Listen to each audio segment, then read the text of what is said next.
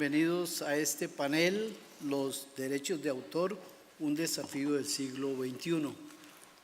No antes, agradecer a los organizadores por la invitación a esta actividad, a este congreso, y también agradecer a este público tan generoso que hoy nos acompaña. Y hago extensivo el agradecimiento, el reconocimiento a la hospitalidad también de la ciudad de Córdoba, del país en general. Es mi primera ocasión que estoy yo en Argentina y en lo personal me llevo una experiencia muy rica, y sobre todo me va a ayudar a crecer como persona y como académico. Yo soy Víctor Manuel Sánchez Corrales, soy el presidente de la Academia Costarricense de la Lengua. Mi vida académica la desarrollé en la Universidad de Costa Rica, soy lingüista, trabajé ahí 40 años, 7 meses, ya me jubilé, soy profesor emérito de esa institución y con mucho gusto luego he asumido el trabajo en la Academia Costarricense de la Lengua. Antes unas pequeñitas palabras. El libro supone, pues, es un acto de comunicación, un acto comunicativo en que tenemos un emisor, es el creador, es el autor, es el autor intelectual o creador propiamente, canales, destinatarios y mucho ruido también. Aquí me acompañan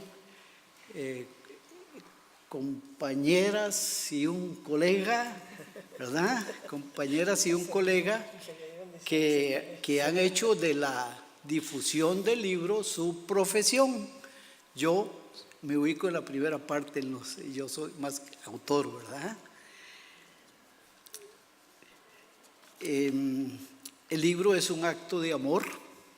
Realmente nace de eso, de amor, de vocación, de trabajo, de entrega. Y los editores son facilitadores para que llegue esa obra al destinatario. Hoy en esta sociedad del conocimiento, que el conocimiento no es otra cosa que un derecho social, ¿verdad? Permítanme leer esta pequeña cita.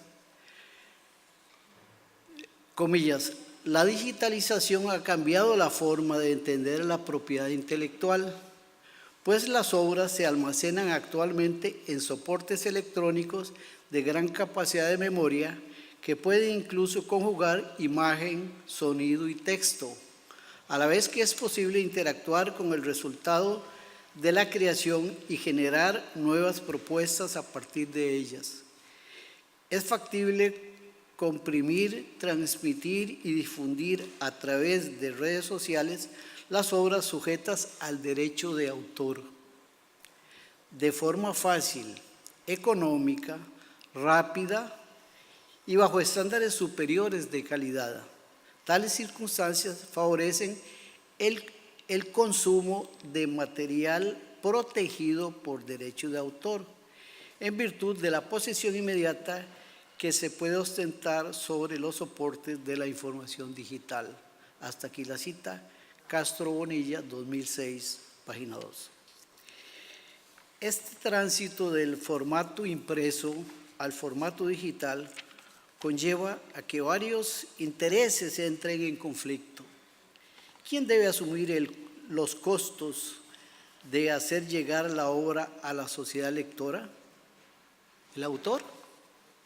¿El Estado como ente facilitador de medios informativos, culturales, educativos y artísticos? ¿Los ciudadanos usuarios?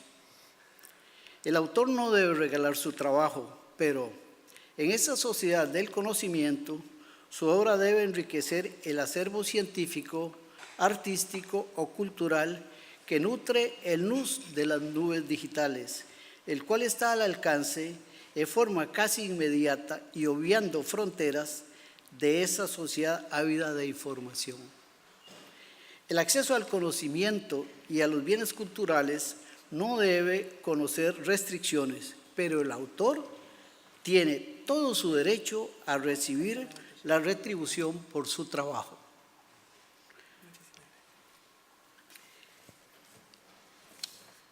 Coordina la presente mesa la señora Carmen Cuartero. Doña Carmen es la responsable de comunicación y relaciones institucionales de CEDRO. Es licenciada en periodismo por la Universidad Complutense de Madrid. Se ha formado en dirección de comunicación en el Instituto de Empresa y de Asuntos Públicos en la Universidad Pontificia Comillas. Con 20 años de experiencia, muy jovencita, pero ¿cómo ha trabajado, verdad? Muy bien. 20 años de experiencia en el sector, ha participado en el desarrollo de diversas iniciativas educativas sobre derechos de autor. Dirige y presenta un espacio semanal en Radio 5, Radio Nacional de España, sobre propiedad intelectual en el sector editorial.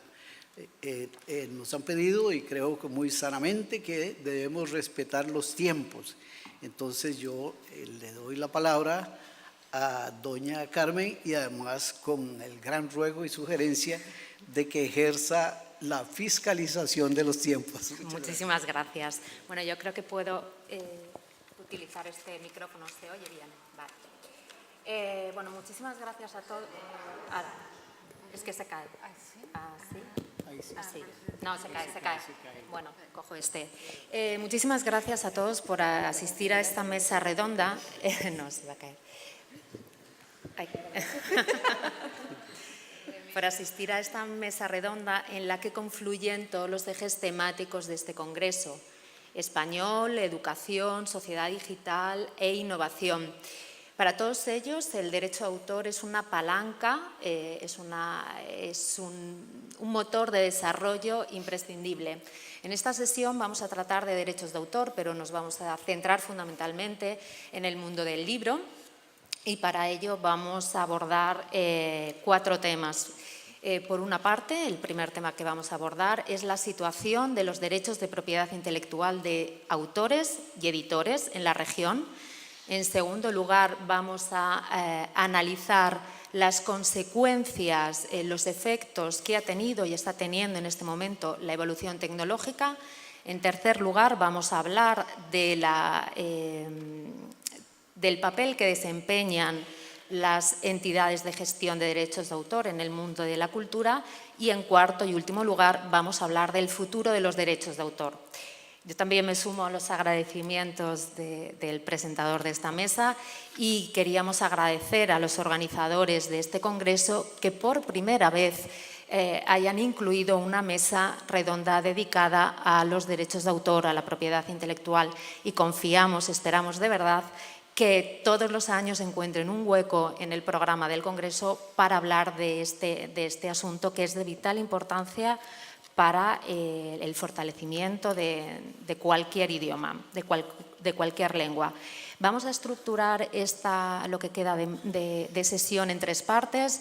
En la primera parte, cada uno de los ponentes que ahora les presentaré van a explicar la situación en su país. Una segunda parte en la que van a conversar sobre los temas más importantes que se hayan hablado en ello. Y un tercer tiempo en el que les vamos a dar la palabra por si tienen alguna duda respecto a lo que se ha contado. Como pueden imaginar, el mayor reto que tienen en este momento y al que se enfrentan los autores y editores es incorporar en sus procedimientos, en sus procesos, los continuos cambios tecnológicos que se están produciendo, con 2 objetivos. El primero, conseguir la máxima difusión de sus obras, pero el segundo, también conseguir la máxima protección de sus derechos de propiedad intelectual. El día de la inauguración, discúlpenme, no recuerdo quién lo dijo, se comentó que no se valora lo que no se conoce. Es fundamental que en la sociedad, que el conjunto de la sociedad conozca lo estratégico que es el respeto a la propiedad intelectual, el derecho de autor para el desarrollo de la cultura creada y divulgada en cualquier lengua, incluido el español. Los ejemplos que se van a poner hoy encima de la mesa, el de Argentina, el de México y el de España, van a mostrar cuál es la situación de los derechos de autor del sector editorial en la comunidad hispanoamericana. Y ya para cumplir con el mandato de mi presentador, voy a cederle la palabra a Ana María Cabanellas, que es abogada, es editora, es autora. Dirige el grupo Claridad, que publica los sellos Eliasta, Claridad, Una Luna y Tobogán. Participa activamente desde el año 1987 en asociaciones gremiales tanto de Argentina como a nivel internacional y es además vicepresidenta de la Asociación de la Sociedad de Gestión de Derechos de Autor del sector editorial en Argentina, que es el Centro Argentino de Derechos Reprográficos, CADRA. Ana, tienes la palabra. Sí.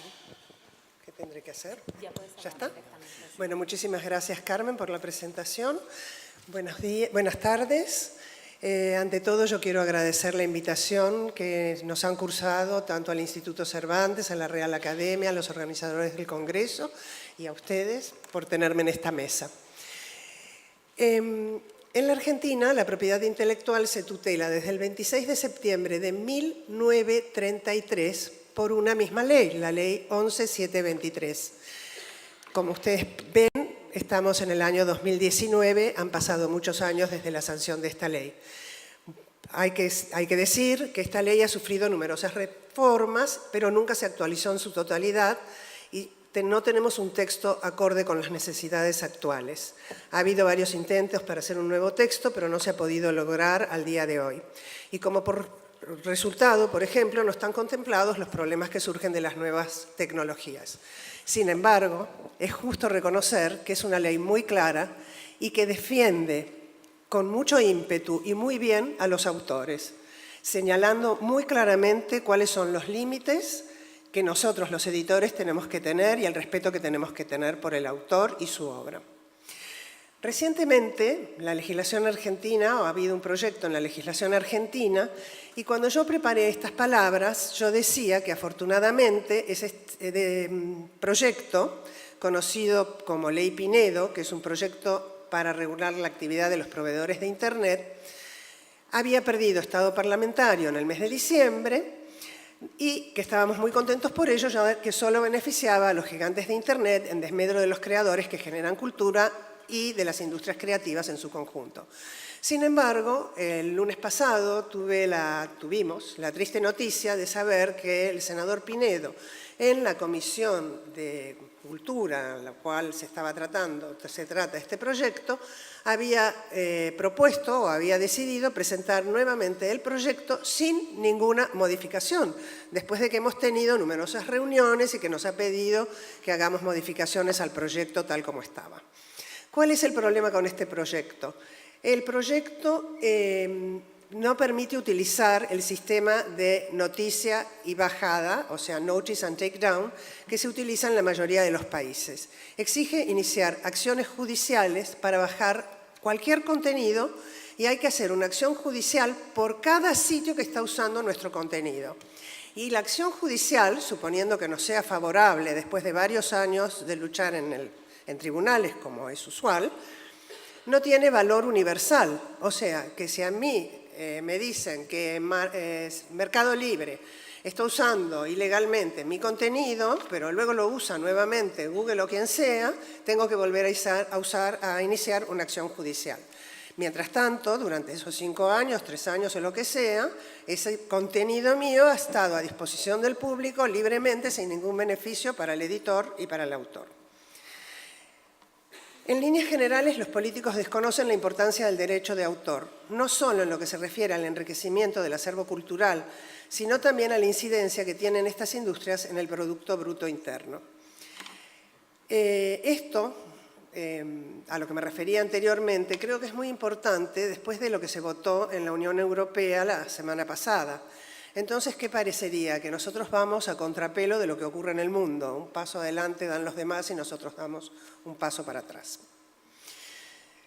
En la Argentina, el sector editorial está pasando por un momento bastante difícil. Un momento difícil debido a la caída de las ventas y esto tiene un impacto negativo tanto para los autores como para los editores. Y lo vemos muy claramente en las cifras del ISBN. A partir del año 2015, las cifras del ISBN nos muestran un descenso, tanto en la tirada como en la cantidad de novedades. Y el descenso para los años 2017 y 2018 ha sido de un 30% en la tirada y de un 10% en las novedades. Lógicamente, y voy a hacer una referencia personal, yo entré a trabajar en mi editorial, o creé mi editorial junto con mi padre y mi hermano, en los años 70. En ese entonces la tirada de mi editorial era 10.000 ejemplares. Es cierto, una editorial jurídica que exportaba muchísimo a Latinoamérica.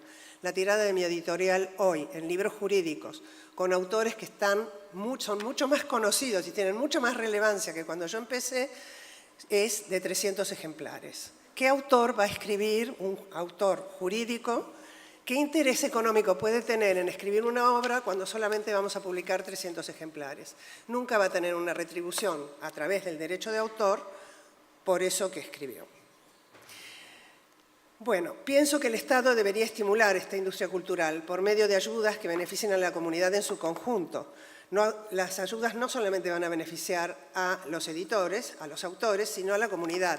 Por ejemplo, compras para bibliotecas de las novedades editoriales, como hacen los estados escandinavos, que compran de la primera edición, en el caso de volviendo a la editorial jurídica, para las bibliotecas que tienen biblioteca jurídica. Y la biblioteca, si no considera que ese contenido no es adecuado, no es correcto, no está bien escrito, tiene el derecho a devolverlo. O compras para los colegios, como se hicieron anteriormente, y como por ejemplo hace hoy Chile, lo que ha sido una gran ayuda y ha desarrollado en Chile, un país donde hay un 19% de impuesto al IVA, ha desarrollado la industria del libro, sobre todo del libro infantil y educativo. En cuanto a las entidades de gestión, creo que debemos destacar la importancia que tienen tanto para los autores y los editores. Han sido creadas en el ámbito, las que han sido creadas en el ámbito editorial son personas jurídicas de derecho privado, no gubernamentales y sin fines de lucro. Tutelan a los creadores, autores y editores, a los que representan, gestionando sus derechos patrimoniales de autor o los derechos conexos en usos derivados. La solución que brindan es el equilibrio entre facilitar el acceso a la cultura y la educación con la correspondiente compensación que deben recibir los creadores por la utilización de las obras. Y estamos siguiendo en esto la Declaración Universal de los Derechos del Hombre del año 48. Esta gestión es imposible de llevar a cabo individualmente. Vuelvo a la editorial jurídica. Yo no podría gestionar mis contenidos frente a cada una de las facultades de Derecho, cada uno de los juzgados, de los estudios jurídicos o con los particulares que usan mis contenidos, especial con cada uno de los estudiantes que necesitan de mis contenidos. La entidad de gestión lo hace por mí y no solamente lo hace por mi editorial, lo hace por todas las editoriales jurídicas, presentando así un catálogo mucho más importante que le da una herramienta de gestión mucho más importante que si una editorial o un autor lo hicieran por sí mismo. Pero creo que la principal función de una entidad de gestión es facilitar el acceso a la información, a los contenidos de manera legal, contemplando las necesidades reales de los usuarios, lectores, estudiantes, investigadores, con soluciones para todos y cada uno en particular. Otro tema que me gustaría tratar es la colaboración internacional o regional también. Para nuestro país es muy importante en materia de propiedad intelectual. Lo es por diferentes motivos. Así, por la preservación de la lengua, de los contenidos, la cultura y también por motivaciones económicas. Fortalecer la propiedad intelectual en cada país es muy provechoso y trabajar en forma mancomunada con otros países también lo es. La defensa del derecho de autor es tenida en cuenta por otros países y cuando esto no ocurre se indica a los países como que están en falta en el contexto internacional. Por ejemplo, son así los informes de Estados Unidos, el informe 301, o cuando se va a gestionar algún acuerdo regional, es importante lo que se pone en carpeta para representar a nuestro país y para poder gestionar estos acuerdos.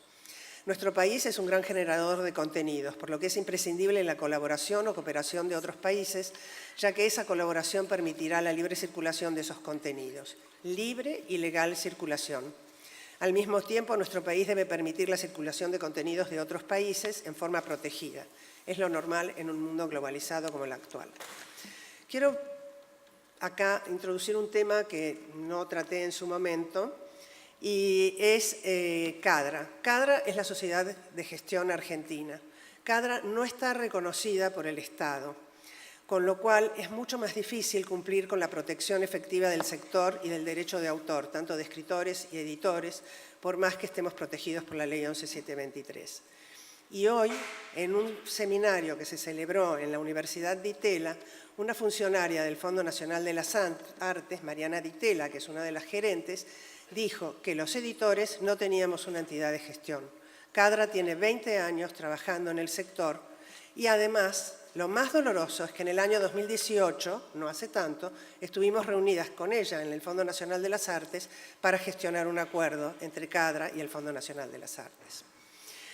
Creo que para poder garantizar el derecho de los creadores y cumplimentar con lo establecido por la Ley de Propiedad Intelectual, es imperioso contar con un compromiso en las políticas públicas del combate a la piratería y a la reproducción ilegal, ya sea creando una fiscalía antipiratería o simplemente ayudando a formar conciencia para que se cumpla con lo establecido por la ley, o que los distintos operadores de la administración pública ejerzan sus funciones donde el que roba un libro sea perseguido y castigado de la misma manera que el que roba un auto.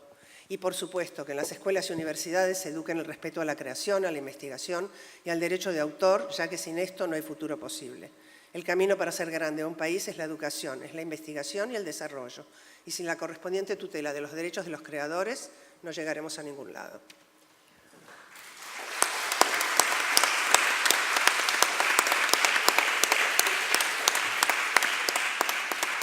Muchas gracias, Ana. Ahora tiene la palabra Quetzalí de la Concha, que es licenciada en Derecho, especialista en propiedad intelectual, es gerente legal y de derechos de autor de Penguin Random House de México y es presidenta de CEMPRO, el Centro Mexicano de Protección y Fomento de los Derechos de Autor, con más de 20 años de vida, esta entidad de gestión.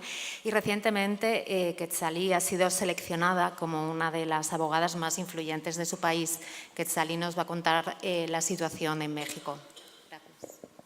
Muchas gracias, Carmen. Gracias a todos ustedes por acompañarnos en esta sesión que creo que todos compartimos la algarabía porque exista en este congreso. Gracias a la Real Academia, al Instituto Cervantes y a Cedro por hacer posible que esta mesa sucediera.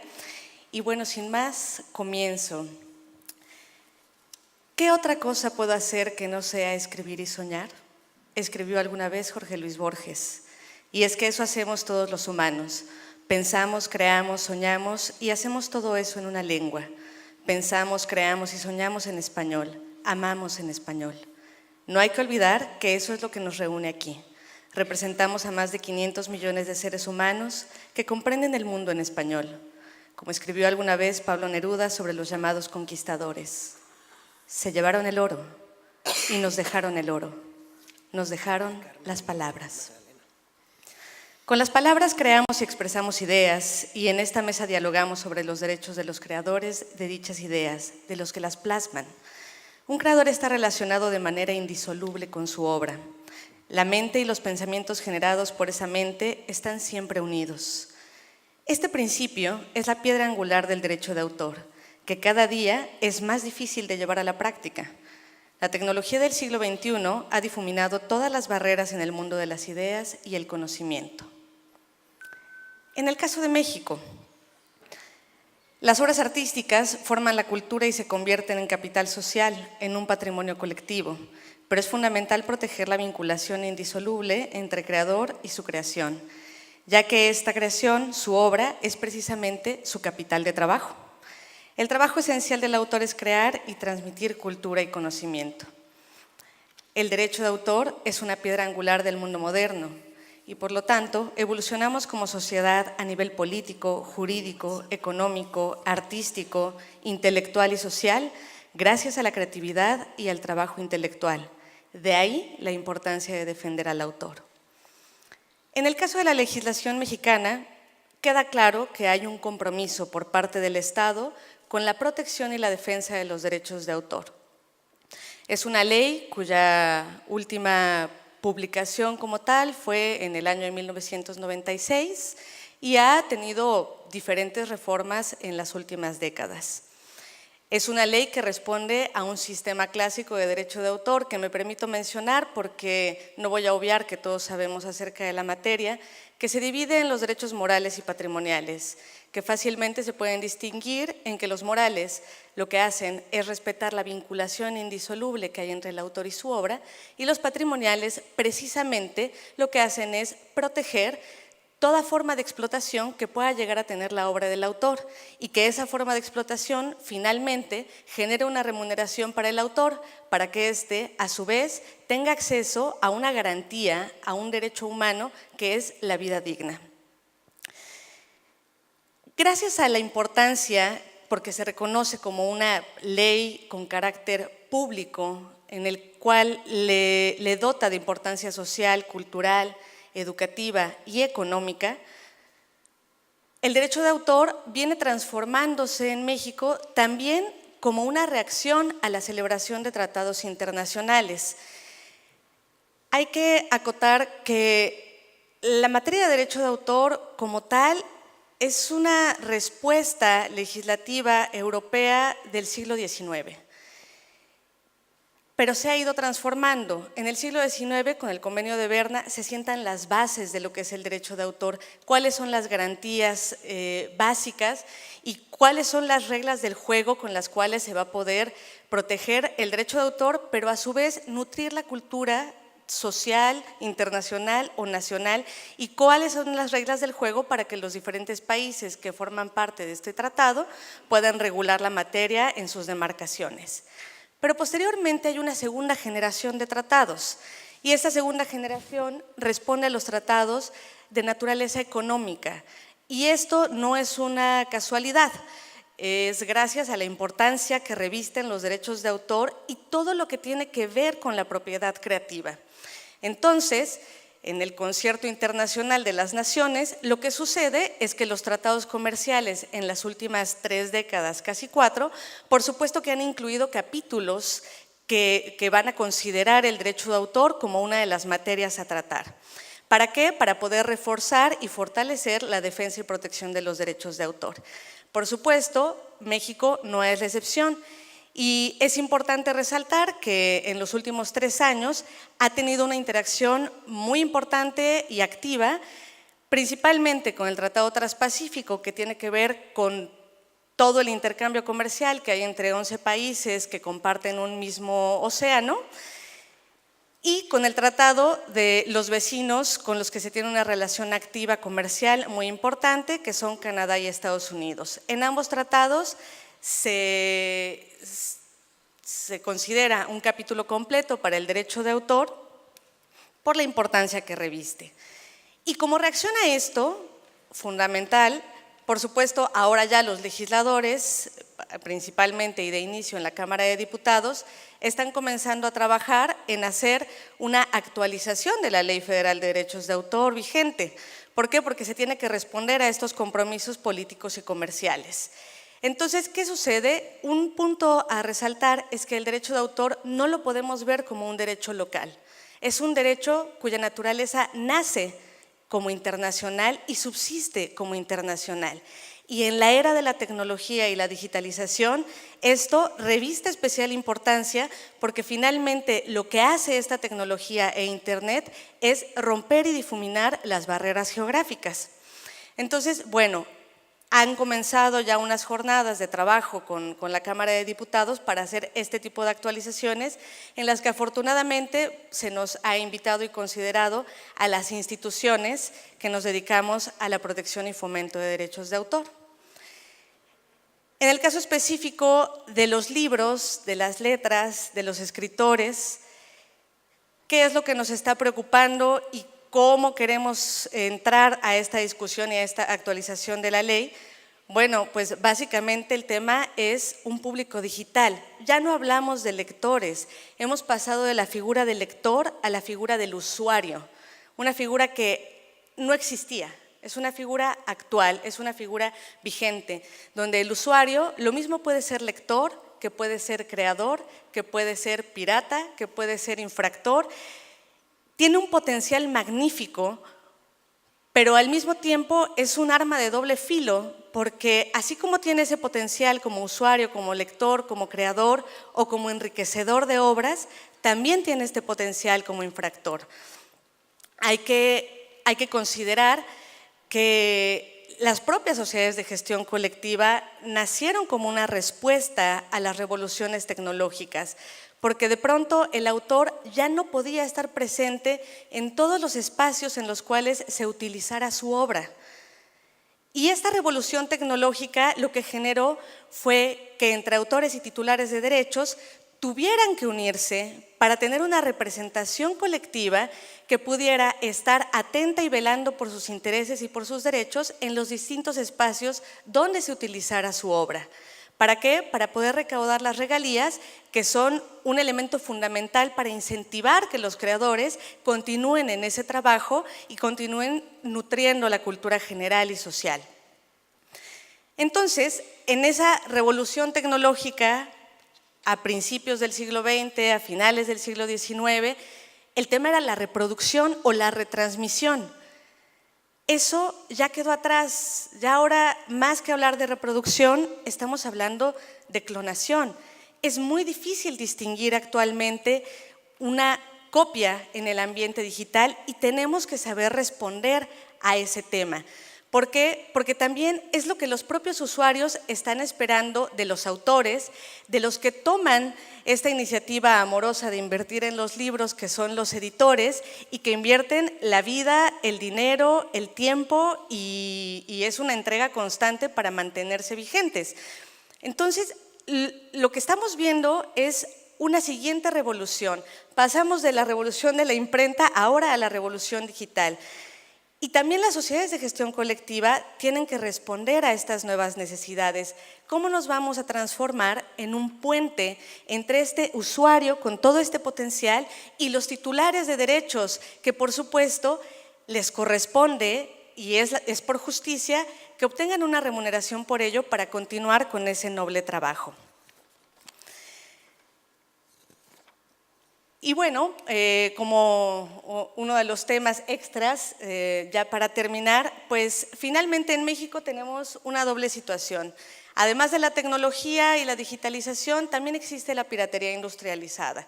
El dato que voy a dar es vergonzoso, pero es cierto y alguien lo tiene que decir: 4 de cada 10 libros que se comercializan en México son piratas. Estamos hablando de que casi la mitad del mercado analógico en ejemplares impresos son piratas.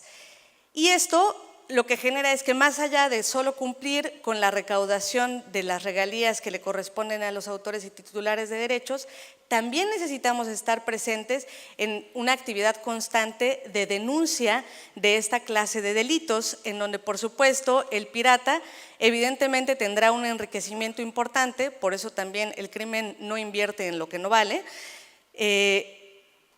para poder paliar esta situación y esta actividad ilícita que ellos llevan a cabo. Y bien, el nuevo mundo que se presenta frente a nosotros está, como todo, lleno de posibilidades. La creatividad y el conocimiento han roto las barreras del tiempo y viven en la dimensión de la eternidad, en la absoluta inmediatez. No es ni será fácil adaptarse a esta nueva realidad, pero es la única opción. Ver con optimismo este mundo del conocimiento disponible para todos, incorporarnos a él, reinventar al editor y al autor y quizás al libro mismo como concepto. Hay algo que la humanidad ha disfrutado desde la aparición misma del lenguaje y es precisamente crear y contarse historias. Esto no dejará de ocurrir nunca. Solo hay que buscar nuevos caminos para el creador de obras. Hay que aplicar en el mundo del derecho de autor una maravillosa idea de Miguel de Unamuno. Procuremos más ser padres de nuestro porvenir que hijos de nuestro pasado. Gracias.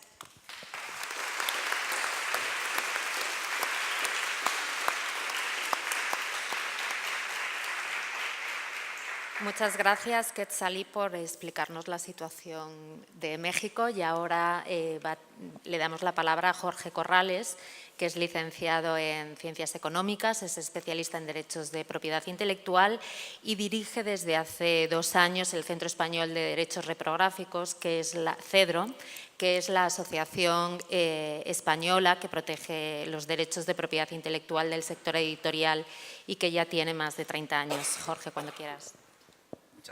Muchas gracias, Carmen. Buenas tardes.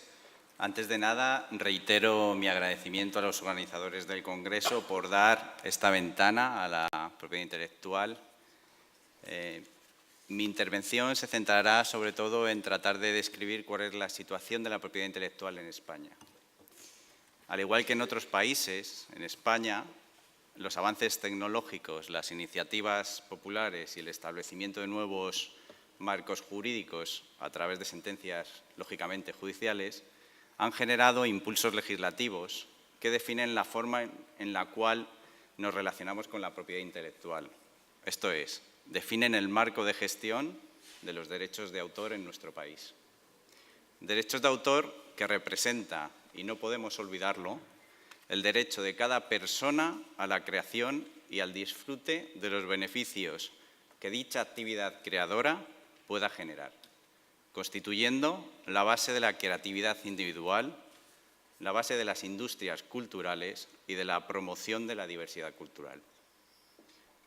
Es este continuo baile de avances tecnológicos, percepciones políticas y sociales y nuevas referencias judiciales que afectan transversalmente a todos los procesos que dan lugar tanto a la creación y a las diversas formas de acceso a la cultura, cuyas sinergias, tanto positivas como negativas, se manifiestan en distintos momentos y periodos del tiempo, el que legitima la acción de definir e implementar soluciones para tratar de equilibrar los intereses de los titulares y eliminar las dudas a todos aquellos implicados, bien sean desde la parte de la creación o desde la parte del uso de estos mismos contenidos.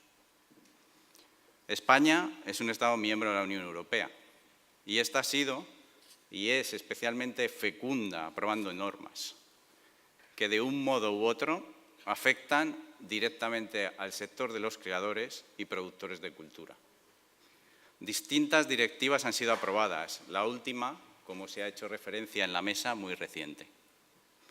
A modo de ejemplo, en España, en los 2 últimos años, hemos vivido 3 cambios normativos en referencia a las leyes que se aplican a la propiedad intelectual. En julio de 2017, en abril de 2018 y en febrero de 2019. Los 2 últimos motivados precisamente por obligadas transposiciones de normativas europeas. Estos cambios normativos son aún de más importancia en el sector de las obras textuales, y me refiero directamente a libros, revistas, periódicos y partituras, ya que los nuevos límites y excepciones que se definen pueden llevar aparejados una suerte de expropiaciones a los derechos que tienen sobre sus obras, y máxime cuando en algunos de estos casos no aparece de forma vinculada el abono de remuneración o compensación a los titulares de derecho. La obra textual no es solo entretenimiento, sino que además, y por encima de todo, es un instrumento de transmisión de cultura, de conocimiento e información. La compatibilidad de la misión de los gobiernos de facilitar a sus ciudadanos el acceso a estos 3 valores se efectúa en muchos casos a costa de los creadores, que ven cómo el legislador les priva de sus derechos. A nivel social, creo que hemos avanzado. La impopularidad que los temas de propiedad intelectual presentaban en el pasado, considerando el respeto a los derechos de los creadores y productores culturales como un obstáculo casi insalvable para el desarrollo de las industrias tecnológicas y de la innovación, está cambiando. Tanto a nivel nacional como a nivel europeo, empiezan a alzarse voces manifestando una opinión contraria y subrayando el riesgo que representa a medio y largo plazo para la creación literaria, científica y artística de cada país, el no garantizar una protección suficiente de derechos a los creadores y a las industrias que sustentan a estos. El derecho de autor no es un obstáculo al ejercicio de otros derechos. Todo lo contrario, es la solución que autores y editores, en el caso de la obra textual, ofrecen a la sociedad para facilitar el acceso al conocimiento y a la información que se difunde a través de la palabra escrita. Igualmente preocupante es la lacra de la piratería digital. En España, al fotocopiado ilegal, que se produce en ámbitos principalmente educativos y empresariales, se une la tan temida piratería digital. Las creaciones circulan por la red, se copian, se envían por correo electrónico y todo tipo de servicios difundiéndose de forma masiva sin que titulares perciban siquiera una mínima cantidad del importante rendimiento que otras empresas e intermediarios obtienen con estos usos ilícitos. Para tratar de minimizar el impacto negativo de estas cuestiones, se crearon, en nuestro caso, hace más de 30 años, las entidades de gestión. En España, para el sector editorial, está Cedro. Contamos con casi 26.000 miembros y tenemos firmados acuerdos bilaterales con más de 35 países, entre ellos con Argentina o con México. Cedro es una organización promovida por autores y editores y trabaja en interés y en beneficio de ambos colectivos. Grupos profesionales que por su naturaleza pueden tener distintos puntos de vista y hasta objetivos no plenamente coincidentes y que, sin embargo, consiguen aparcar estas diferencias y poner en común esfuerzos para desarrollar y obtener intereses conjuntos.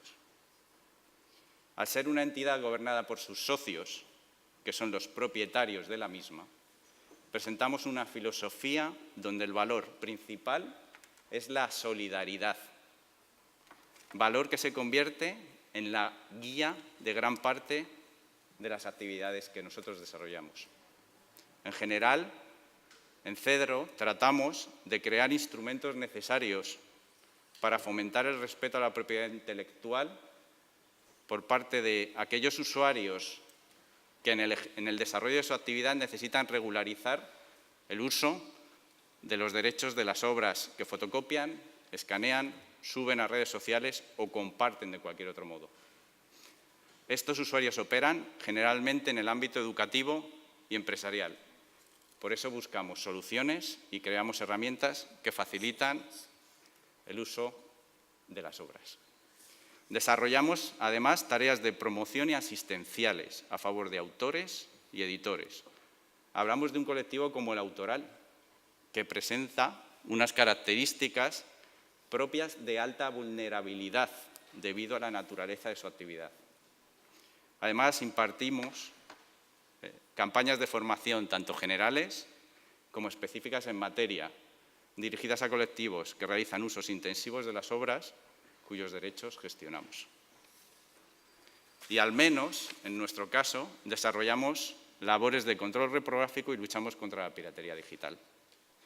Toda esta multitud de tareas, muchas de ellas sin ingreso económico, o directo o inmediato, son posibles por la naturaleza cooperativista y solidaria de las entidades de gestión.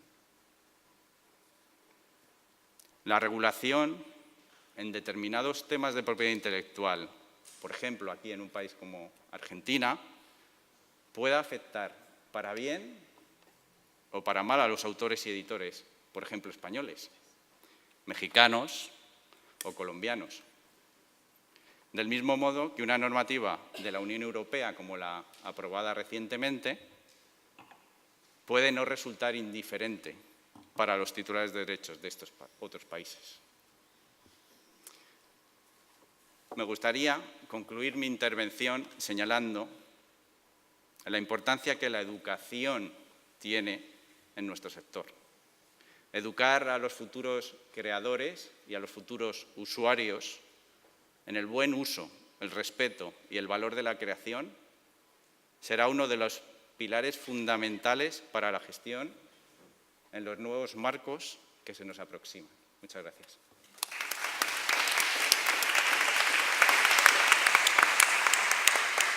Muchas gracias, Jorge, por contarnos la situación de España. Y ahora le vamos a dar la palabra a Adriana Moscoso del Prado. Adriana es licenciada en Derecho por la Universidad Autónoma de Madrid, ha estudiado también en la Universidad de Columbia. Cuenta con una dilatada experiencia en materia de gestión colectiva, tanto en una asociación, una entidad de gestión nacional, como en una federación internacional. Y actualmente es la directora general de Industrias Culturales y Cooperación del Ministerio de Cultura y Deporte de España, de la que dependen todos los temas relacionados con propiedad intelectual. Y Adriana nos va a contar qué es lo que puede hacer un Estado, qué es lo que puede hacer un gobierno por los derechos de autor, por los creadores. Adriana, tienes la palabra. Gracias, Carmen. Reitero también mi agradecimiento al Congreso de la Lengua porque nos haya invitado a estar aquí esta tarde con todos vosotros y también le felicito por la idea de haber incorporado esta mesa sobre derechos de autor y lengua española, ¿no? Estaba pensando en cómo hilar algunas ideas antes de responder a la pregunta de Carmen sobre por qué es tan importante esta mesa, ¿no? Y bueno, pues haciendo una analogía con el por qué estamos todos aquí en estas jornadas, ¿no? Que en esta semana celebrando el Congreso de la Lengua, es porque estamos unidos por un mismo idioma que nos aporta tantas cosas, ¿no? Algunos ponentes han propuesto incluso que dejemos de hablar de lengua española y hablemos de lengua iberoamericana y la verdad es que creo que es una buenísima idea, ¿no? Bueno, pues igualmente que estamos unidos por un mismo idioma, estamos también en el ámbito del derecho de autor unidos por una misma tradición jurídica, que además es muy buena, porque es una tradición que hunde sus raíces en la filosofía de la Ilustración, que es donde nace el derecho de autor. Es una filosofía que está centrada en la figura del individuo y que, por lo tanto, también es el origen de los derechos humanos que hoy reconocen todas nuestras constituciones. Y que, por lo tanto, se configura como un derecho natural, ¿no? Y hubo, yo no recuerdo quién fue, un promotor del derecho de autor en Francia del siglo XVIII que decía que el derecho de autor era probablemente el derecho humano más propio, ¿no? Porque precisamente protege aquello que nos diferencia del resto de las especies que habitamos este planeta, ¿no? El derecho de autor se reconoce en nuestras constituciones, en la Argentina, desde 1819, también en la Constitución de Cádiz española de 1812, que bueno, fue frustrada en la práctica, pero que sin embargo sentó las bases, los principios morales y filosóficos y jurídicos que han constituido la nación que hoy es España, ¿no? Así que tenemos ese punto en común también, además de la lengua. Tenemos también otra cuestión que es tanto la íntima relación entre la lengua y la creación que estamos celebrando aquí estos días. También se produce esa íntima relación entre la creatividad plasmada a través de la palabra y la protección del talento a través del derecho de autor. El derecho de autor surge porque los creadores toman conciencia por primera vez de lo que son sus derechos y el derecho de autor no es otra cosa más que el salario de los creadores.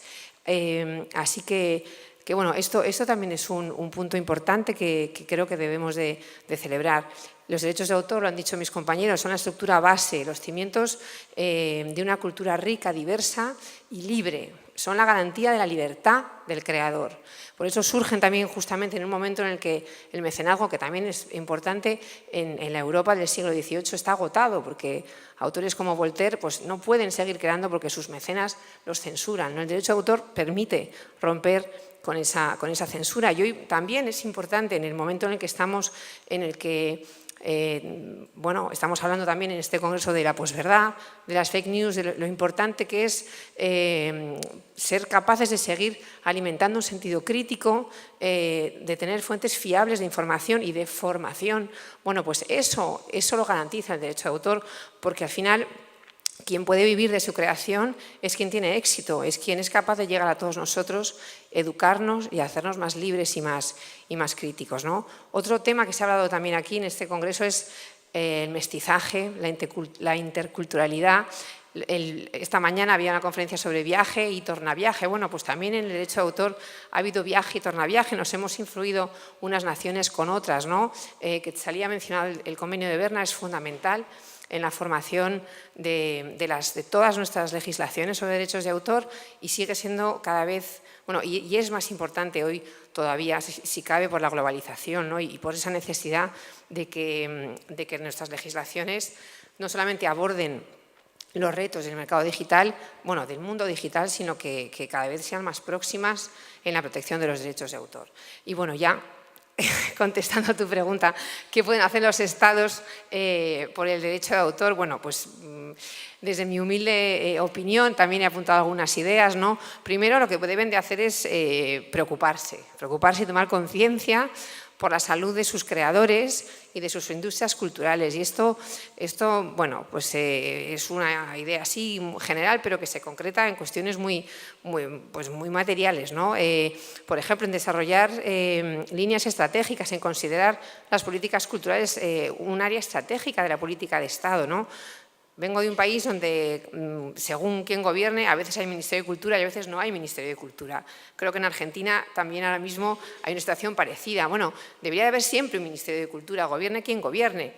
Hay países como Francia, donde desde los años 50, cuando lo constituyó Malraux, hay un Ministerio de Cultura y eso es fundamental porque el ministro se sienta a la mesa con sus pares, que son los ministros de Hacienda, de Economía, de Industria, y puede llevar las políticas de cultura a las áreas donde se decide la política nacional, ¿no?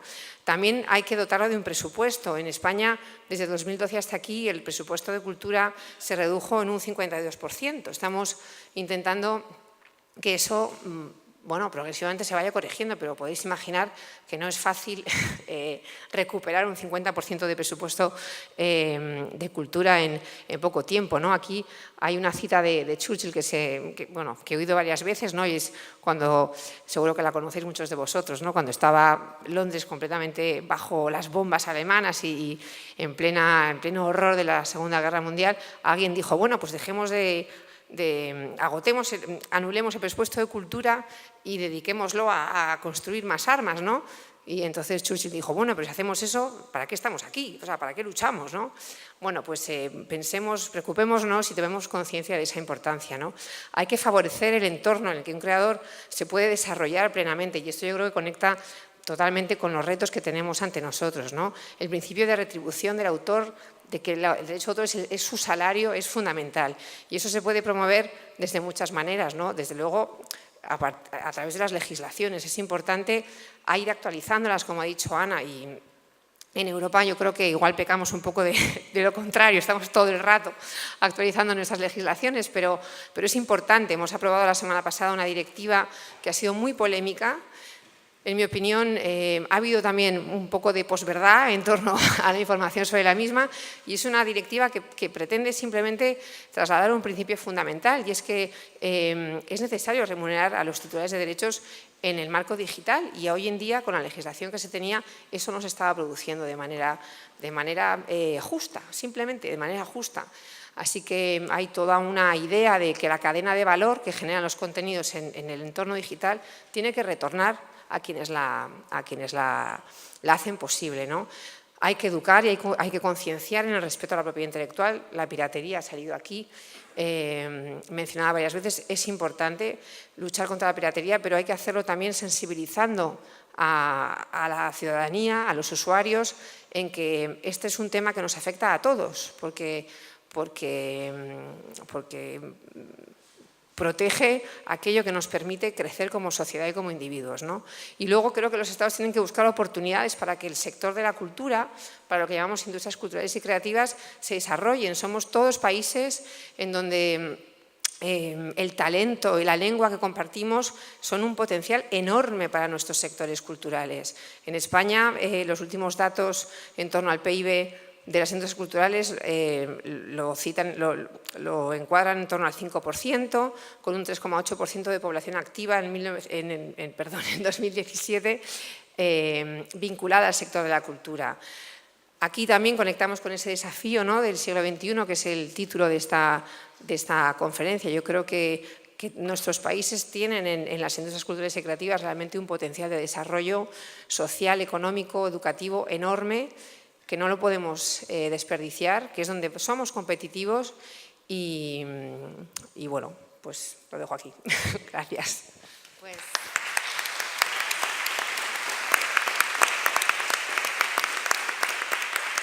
Pues muchas gracias, Adriana. Yo creo que a modo de conclusión podemos recapitular algunas y recoger algunas de las ideas que habéis dicho, como que es necesario adaptar la legislación nacional de cada uno de los países al ámbito digital para que autores y editores puedan seguir desarrollando su trabajo con garantía, que en el caso concreto de Argentina es importante el reconocimiento oficial, el reconocimiento estatal a la entidad de gestión, porque lo que sí se ha puesto de manifiesto en esta mesa es que la gestión colectiva, las sociedades de gestión, no solamente son una herramienta de utilidad para los titulares de derechos, para los autores y editores, sino también para el conjunto de la sociedad, porque son una herramienta que facilita el acceso legal a la cultura y al conocimiento a través de facilitar licencias y otro tipo de recursos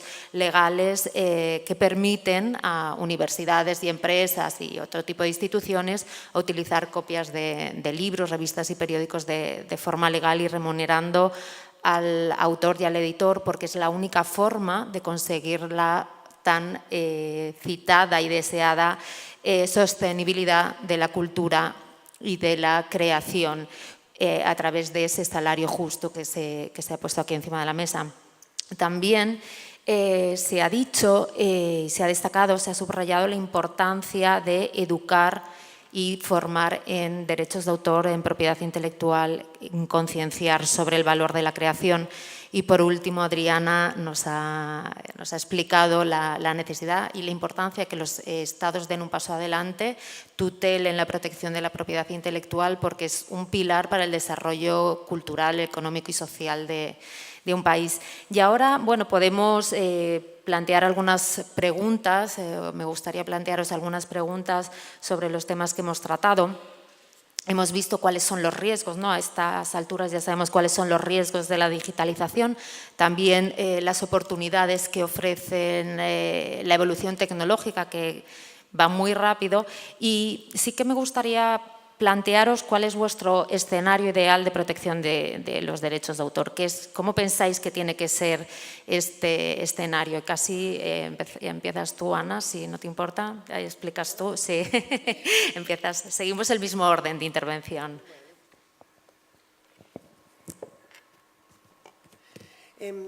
Yo creo que, pensando en el futuro, tenemos que tomar en consideración que el interés por el derecho de autor ha crecido mucho en el público.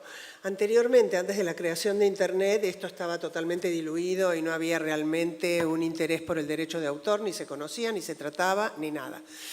También veo que en este momento, y que para el futuro va a seguir pasando lo mismo, las nuevas tecnologías han crecido considerablemente.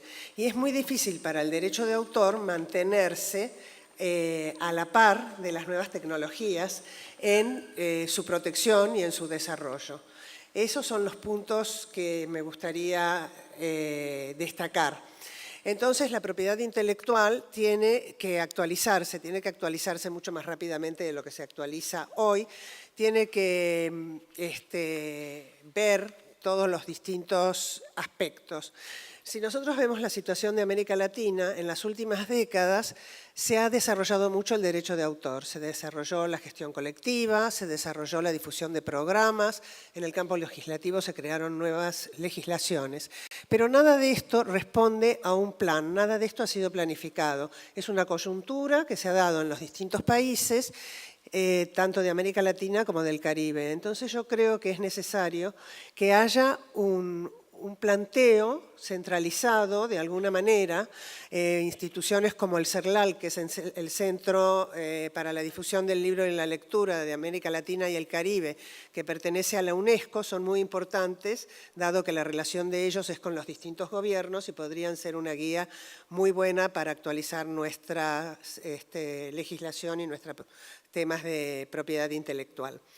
Y creo que esto es muy importante porque colabora con el crecimiento de una industria editorial y la protección al derecho a los autores es lo más importante en este caso. Gracias. Muchas gracias, Carmen. Pues continuando con esta idea de una regulación o una legislación centralizada o global, sí considero que se tiene que reinventar el derecho de autor atendiendo a sus principios, pero rompiendo con su normativa, porque las legislaciones que conocemos actualmente y que están vigentes en los países aquí representados, pues todas son legislaciones creadas en y para un mundo analógico. Y ese mundo analógico de lo tangible ya quedó atrás, ya estamos en una era completamente diferente de lo digital, de lo intangible, de lo inmediato. Y un tema que quiero resaltar en la consideración de esta regulación ideal es precisamente que es romper el paradigma de las barreras geográficas y entender que ahora, pues digamos, son diferentes las limitaciones en el ambiente digital o las fronteras en el ambiente digital. Uno, por supuesto, es considerar las plataformas, porque los prestadores de servicios en Internet, ellos sí que se han adelantado a poner reglas del juego, mientras las legislaciones siguen pensando en de qué manera alcanzar, a considerar la digitalización y la copia.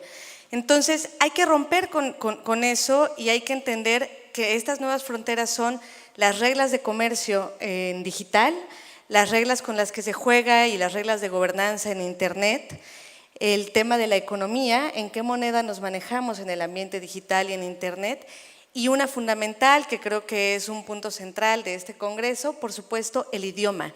El idioma es una frontera, pero al mismo tiempo un punto de unión fundamental para poder generar, por una parte, unidad en esa conciencia acerca de la importancia del derecho de autor y generar también que seamos, bueno, pues este mundo iberoamericano, de habla iberoamericana, que nos acerque más que nunca.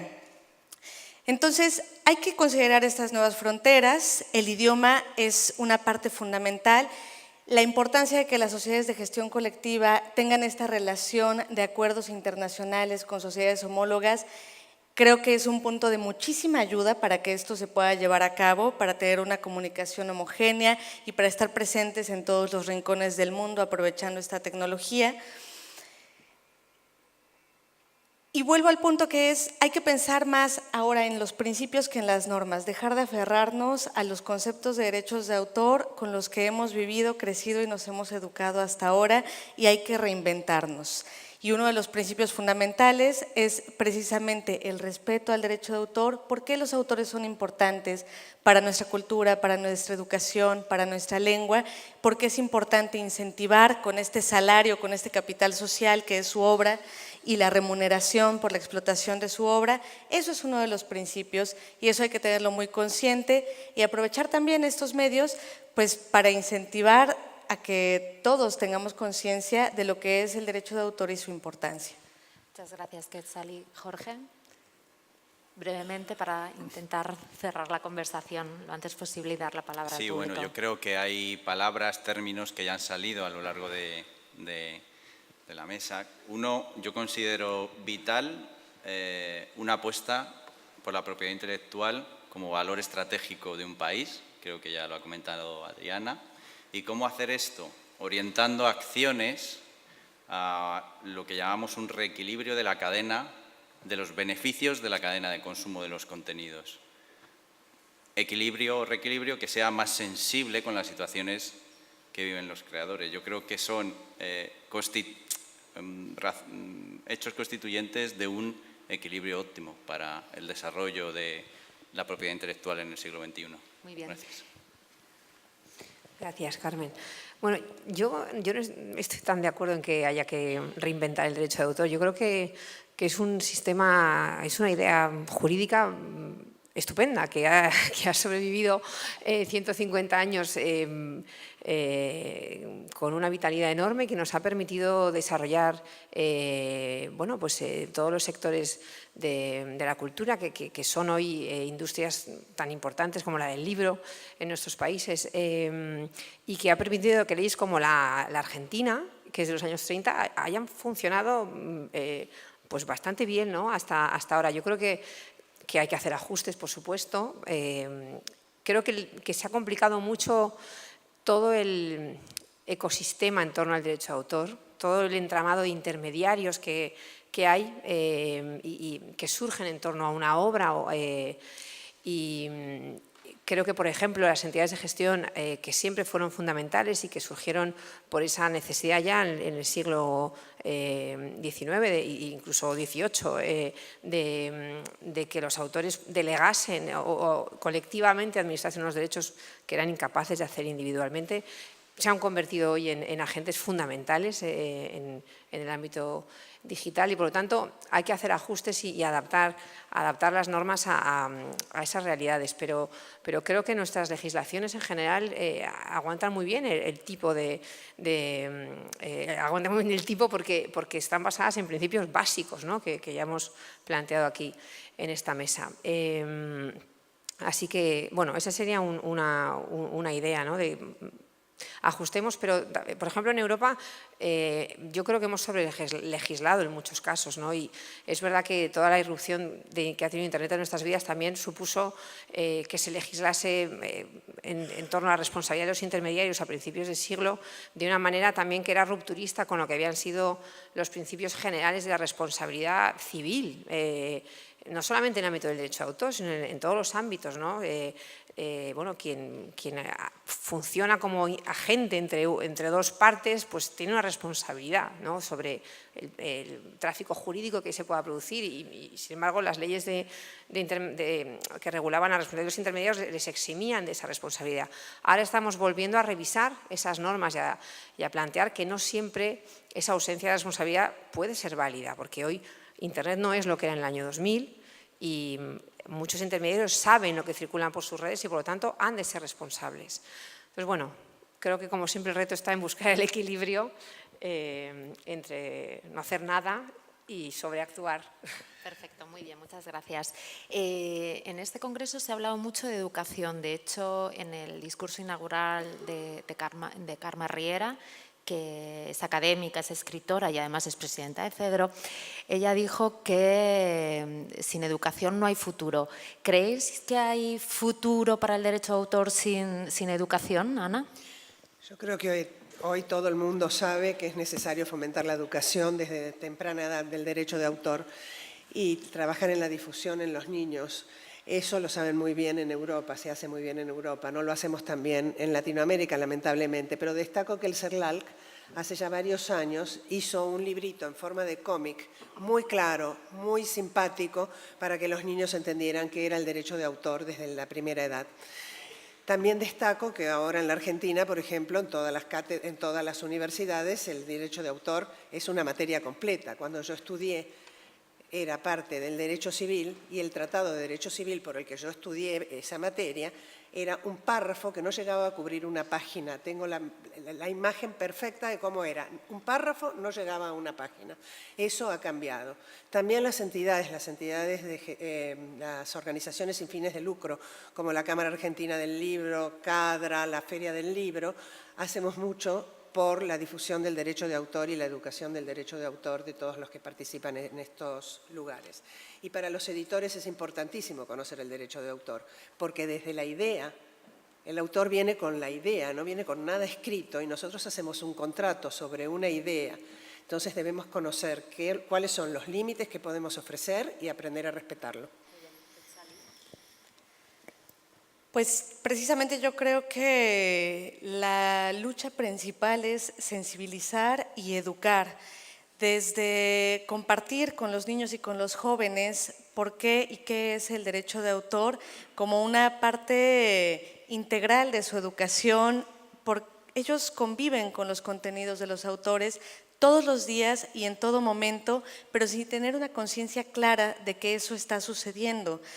es muy común que las generaciones jóvenes no están siquiera conscientes de en qué momento están o no infraccionando un derecho de autor. Y eso solo se puede cambiar a través de la educación.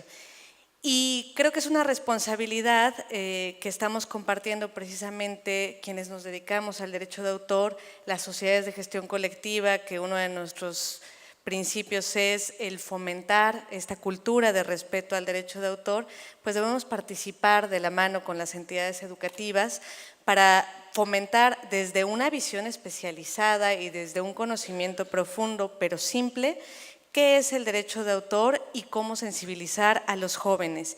Y al mismo tiempo me parece muy importante lo que dice Ana María, que es también hay que proveer de esta educación sobre el derecho de autor a los autores y a los titulares de derechos, porque en muchísimas ocasiones son los primeros que desconocen cuáles son estas facultades, estos derechos, en qué les protege la ley, hasta dónde llega el derecho del editor, del productor y hasta dónde llega el del autor. Y si no generamos este ambiente de conciencia y sensibilidad del derecho de autor a través de la educación, difícilmente podremos llegar a un siguiente nivel, que es cómo calibrar el equilibrio entre otras garantías, como el acceso a la información, a la cultura y a la educación, con el respeto a los derechos de autor. Entonces, a mí me parece fundamental y creo que hay que partir de ahí para tener un derecho de autor efectivo. Muy bien, gracias. Jorge. Sí, yo coincido plenamente con los comentarios que se han realizado y cogiendo la cita que has realizado tú anteriormente, solo se valora aquello que se conoce. Por lo tanto, sí que tendremos que volcarnos, nosotros como parte muy responsables de la gestión de derechos de autores, administraciones públicas, etcétera, etcétera, en esta actividad, porque los efectos van más allá de los propios titulares, van más allá de los propios usuarios, va en beneficio de la gente que nos siga en el futuro. Muy bien. Gracias. Bueno, obviamente coincido en que es importantísimo educarnos a todos, ¿no?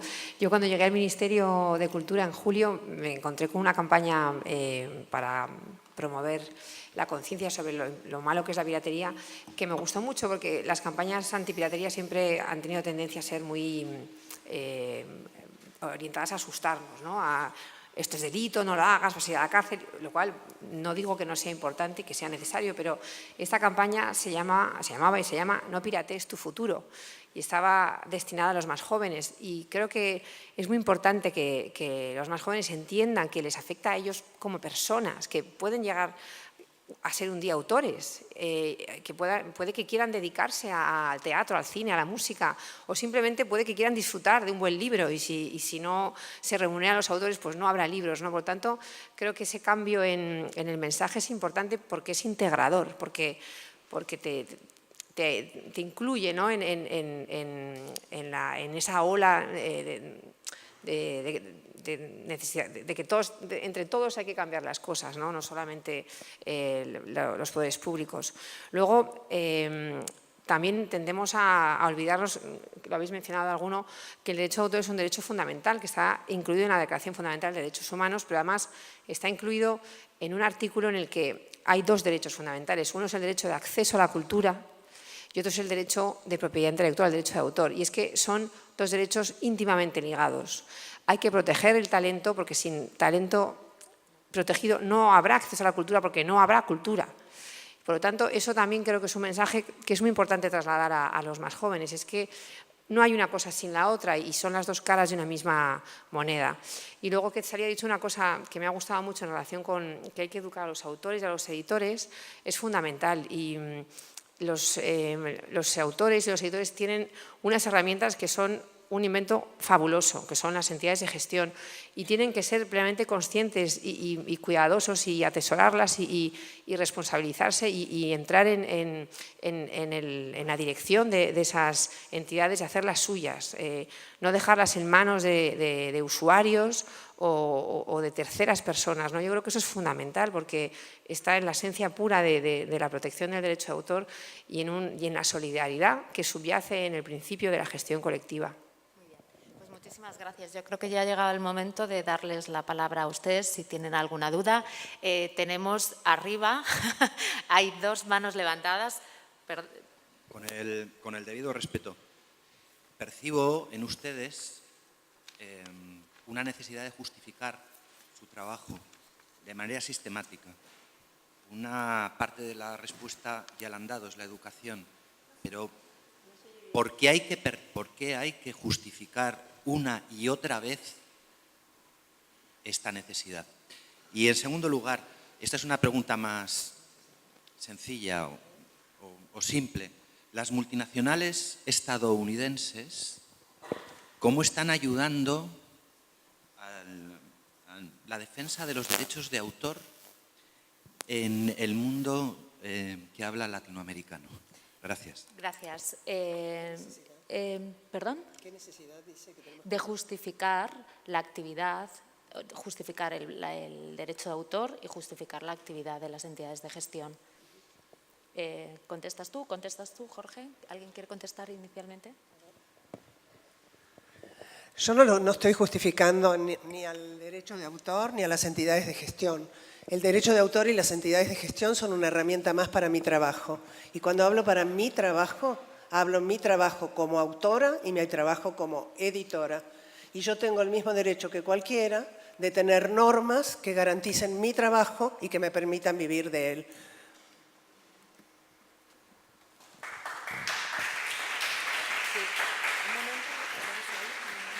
Bueno, solo para responder a la parte de las multinacionales estadounidenses, yo creo que más allá de una aportación, ellos lo que están defendiendo es su sistema, que es el copyright, que tiene sus propias reglas.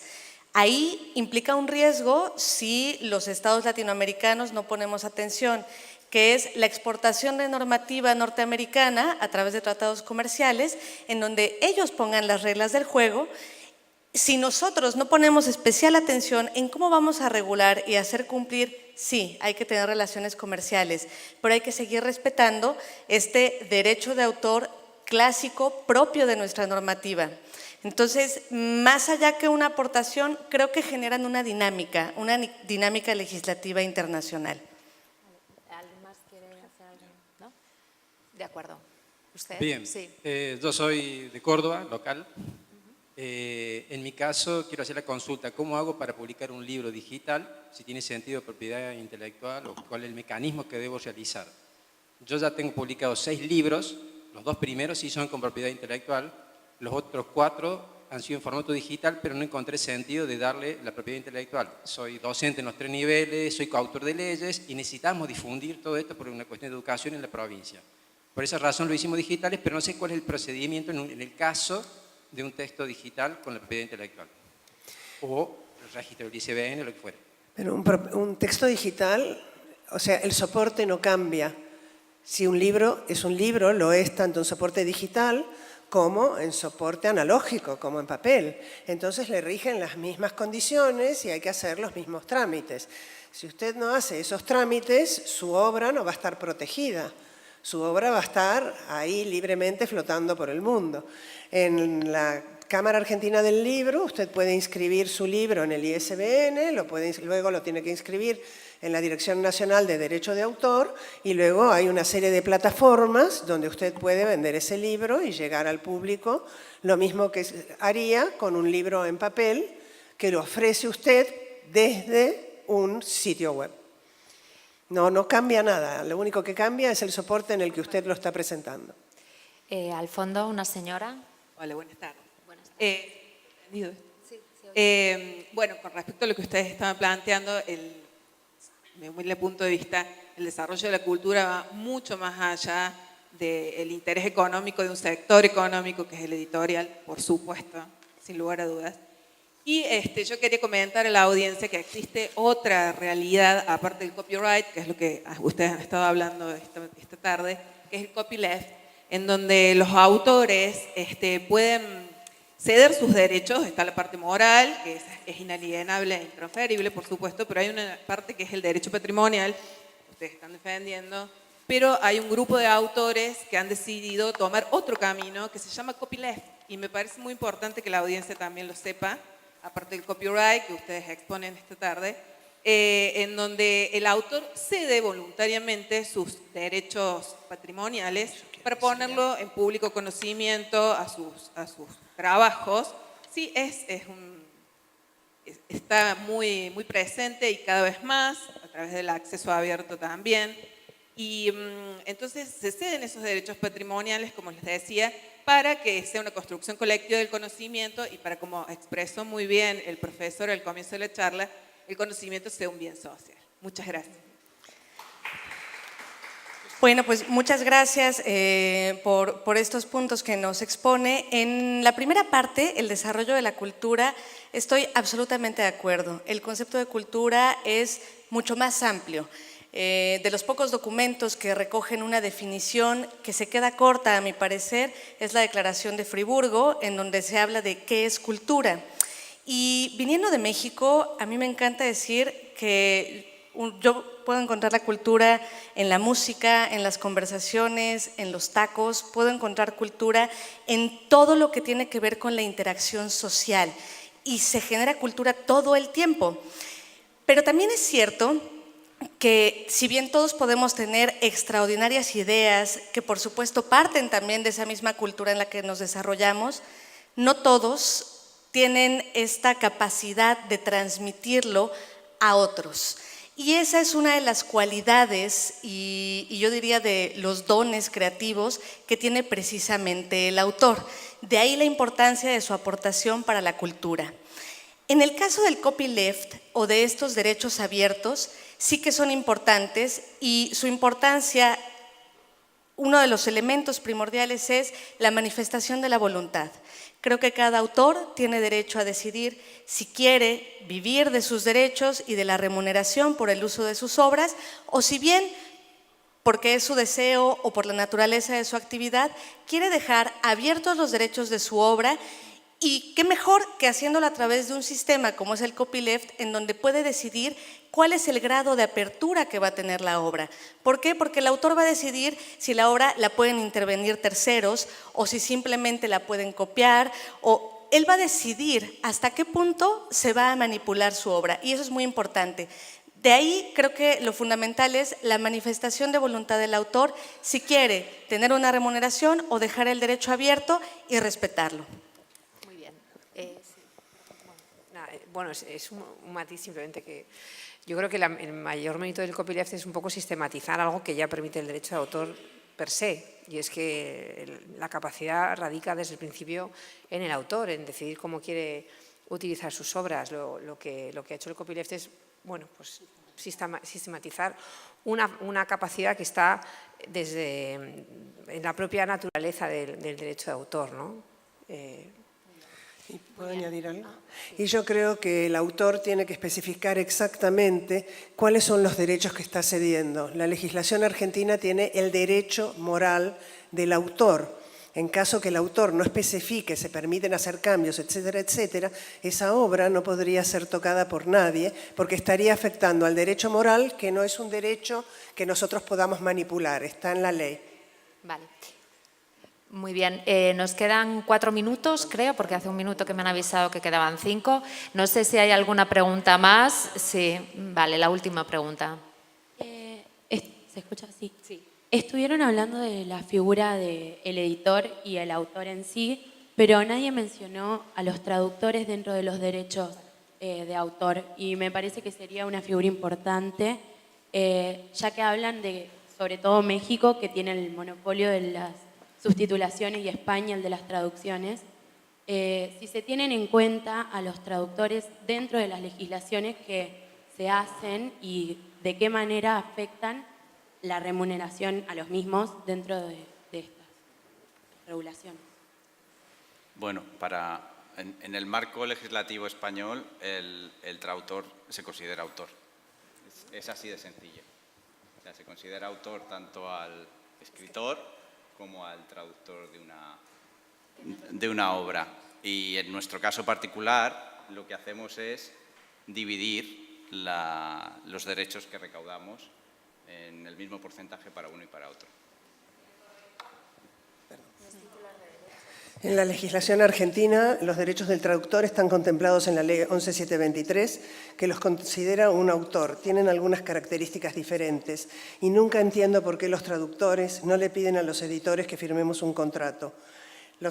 Hay algunos editores que lo hacemos, hay editores que no lo hacen, pero el traductor no necesita una ley especial porque está contemplado exactamente igual que el autor en la Ley 11723. Y en el caso de CADRA, los traductores son socios de CADRA, son tratados como autores y tenemos un convenio con la Asociación de Traductores, no sé exactamente cómo se denomina, que forman parte del Consejo Directivo de CADRA, tienen un representante en el Consejo Directivo de CADRA. Bueno, y muchas gracias por la duda. Creo que es muy importante hacer la acotación porque se podría pensar que son figuras distintas solo por la forma de la denominación. Pero finalmente, en efecto, y creo que en todo lo que es el derecho de autor clásico, el traductor tiene exactamente las mismas facultades y derechos que tiene un autor y se le trata de la misma manera. Y de esa manera responden tanto las legislaciones como las sociedades de gestión colectiva. Y es muy importante que todos los traductores estén conscientes de esto, que no están haciendo una labor de prestación de servicio, están generando, gracias al uso de la lengua y de la cultura, una obra derivada, que también tiene las mismas prerrogativas y facultades que una obra. Muy bien, bueno, pues ya hemos llegado al final de esta sesión. Les agradecemos muchísimo la atención que nos han prestado. Esperamos que haya sido útil y esperamos que este acercamiento a la propiedad intelectual haya sido satisfactorio para todos ustedes. Muchísimas gracias.